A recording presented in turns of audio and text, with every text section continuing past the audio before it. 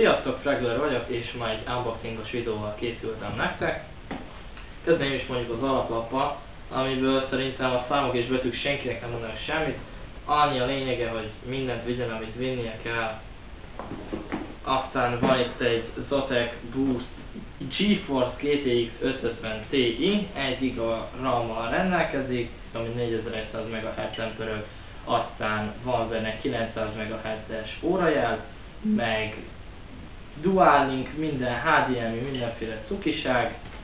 Aztán van itt egy 4 GB-s 1333 MHz-es DDR3-as RAM-unk.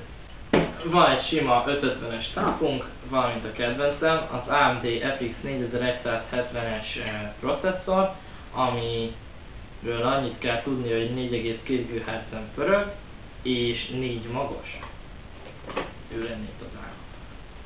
Na, kezdjük is a videókártyával. Lássuk, mit rejt a doboz.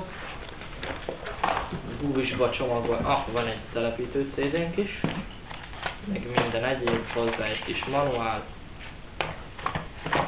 könyvecskék, stb. Nézzük, mit rejt a bubis csomagolás. Wow, azért szép, nem? Szép darab. Gyönyörűség.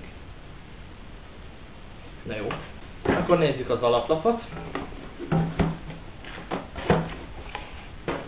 Tábla, átlag, telepítő CD. Még egy újság, nem akarok olvasni.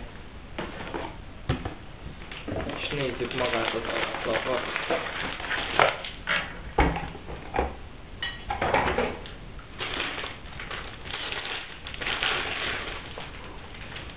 Kék szín dominál benne, gyönyörű. Jó, akkor következzen az AMD Procink.